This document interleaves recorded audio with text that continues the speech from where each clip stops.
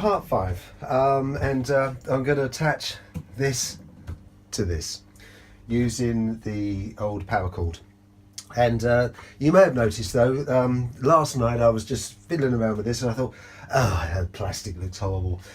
So I sanded it all down and gave it some matte black. And I thought, wow, that is medieval. Look, it looks so much better. Really nice. I don't know how long it's going to last, but I can just give it another coat if it wears. And it just looks, it's got more of that sort of, you know, wrought iron sort of blacksmith look to it. Quite happy. So I'm going to attempt to wrap this, and the first thing you have to do is to gut the paracord.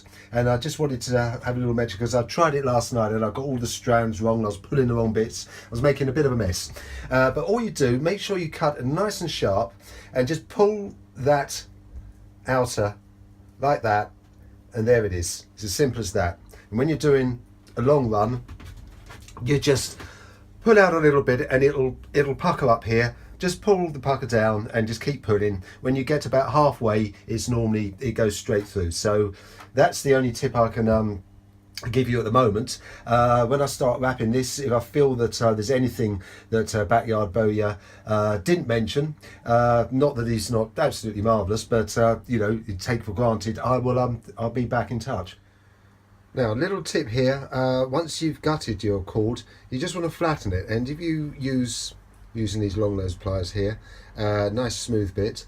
And I have to say, you may have noticed, anybody's looking and thinking, just all these tools are all sort of brand new. Well, yeah, I was broken into a few years ago, and I lost everything. And that's why then the insurance company didn't give me any money. They just replaced absolutely everything. I wrote a huge list, and that's it. So, you know, a few years down the road, it's going to start to look, just in case you were thinking, well, he's just started off. You know, I lost some really lovely old tools. It's a real shame, but there you go. So anyway, get it in there, in the smooth part of the actual jaws, and just pull that through, and it just flattens it a little bit. Work your way along there, and it's nice and flat. Well, I thought I'd cut enough. I'm sure it said 15 feet. So the first one is wrapped round, but I only had enough to go under the last two, which suggested it should be about 5. So I think that's going to be locked under more. So I don't think that's right. So it was only a first test. So I'm going to unwrap it and cut another piece a little bit longer. I'll let you know exactly how much you need. Well, I just checked and I measured that, and that was 11 feet. Backyard Bowyer says you're going to need about 10 feet. You're actually going to need about 12. Now, maybe just wraps a little bit tighter. I don't know. That's the gutted paracord. So I would say 12, 13 feet. I've got a whole 100-meter spool here. So, you know, I'm not too worried. And I can use this most probably for another project because I'm quite enjoying this.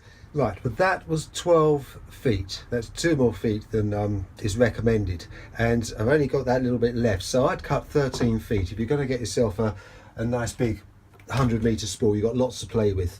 As I say, the gutting is important. It doesn't come out as flat on this particular make. It may be that I tried to crush it there with the long nose pliers, but I don't know, that wasn't so great. But now I've got to see if I can fit it into the tiller.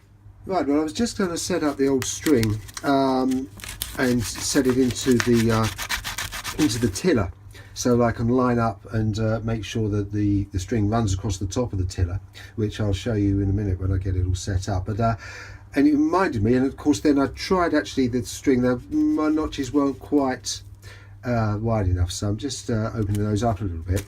What I was going to say is that the ends, I don't know if I mentioned this, but these ends just came apart when I'd shaped it all, and I just put some super glue in, and I used a little clamp, held on all night on both ends, and it's perfect.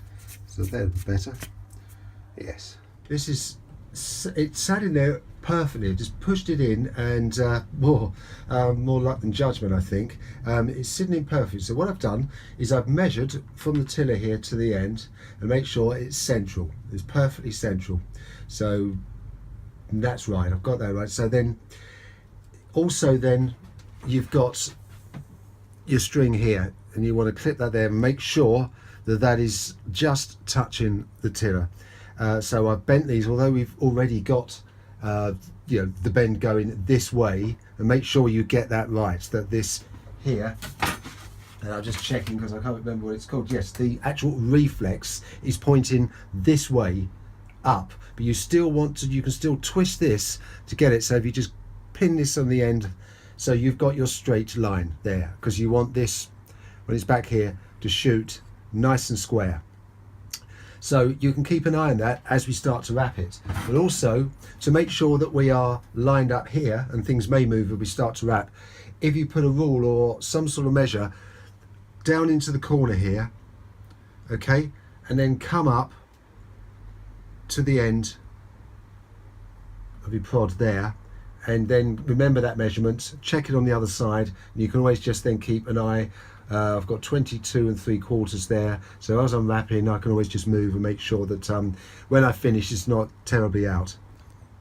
It's going quite well. Just one little tip, as I've been wrapping, the end of the cord starting to fray a little bit and the inside was coming out, so all this threading round as I'm wrapping down here, I've got to do the same to the other side. It's getting messy, so I just put a bit of gaffer tape around there, and it just keeps it, it's easier to thread it through. Well, so far so good. Done that side, wrapped it underneath, and turned it around in the old workmate, so I'm working on the same side. I've just checked my distance between here and down here and make sure it's the same as from there up to there, and then also checked, just running a string down there, holding it to the center there, and making sure that my deflex and the angle that I've actually put this in hasn't changed, and it had a little bit, so I've just moved it. It's all quite movable, even at this stage, so it should be it should work out well. Well, I'm really happy with that. It looks good. I've adjusted everything. You can still move the stave around, you know, once and it settles. It does move a little bit, and I think it will settle, but 15 feet is recommended. I cut 18 feet, 3 feet more, and I've got about, just under a foot left over. So cut it to 18, and then you just got to spare 17. It's still going to be close. Make it 18, and there it is. It's fantastic. Next thing to do is, string it up. Well, there we are. It's just about done. Now, just a couple of points here. Apparently a brace height, once it's all settled in, which is I believe from the underside here to the string, should be around 4 inches.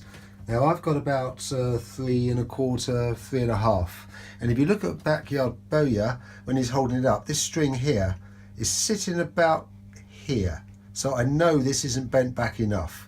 It needs another 1/2 inch. Now I used this rope and I've tied a few knots in it, and I have to confess that at this setting and how I got this on, that took quite a bit. It's quite a powerful beast. So what I'm going to do is I'm just going to let it settle overnight, and then just have put another knot in it tomorrow. And if I'm struggling, I'll just have to get a neighbour around to help. No, I will manage it. Also, I noticed that although it's all bound up and you know it's not going to move, you can physically move this around. And I was just squaring this all up, and I'm looking at that string. I'm looking for 90 degrees here on the string. It's a tiny bit. Oh, that's not bad now. You can literally move this around. Just tweak it, and also turn it here up so that string isn't forcing down, so it's just sitting comfortably. It just wants a little bit more, and just raise that string up, and so it's just sitting there and it's not pushing down on that surface. So not bad. I'm very happy with that, and I'm going to do a few more tweaks if I feel that there's anything else to say, but I think we're there. I think what's it going to be, part 6, we'll be making the bolts, which I'm going to do. I was tempted to buy some, but no, I'm going to make them myself. I'm not going to turn the tips or anything. I will buy those.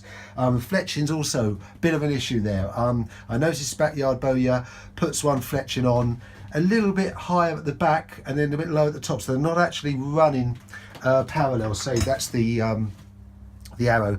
They're not running from there to their central, it just tips them a little bit, but I don't know if then he tips the other one the other way, so that the arrow actually spins.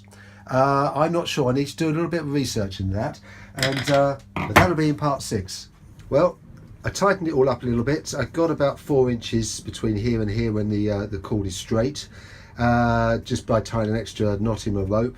It's pretty tough pulling it up there. I'm not the strongest person around, so I'm sure everybody else will be fine. And then I thought it's cocking aid, because honestly I could not pull that up to there. I just wasn't strong enough. So what I've done, and a safety feature here, I've actually filed a groove in here, which I will stain later. That helps when you put the rope in to actually put the string on. And also then with a little bit more paracord, I've fashioned a cocking aid. You can buy these pretty cheaply, but I couldn't wait, so I've got a couple of bungee cord ends, and I've tied them to a couple of old piano key, ebony piano keys that I had lying around, and well, I'll show you.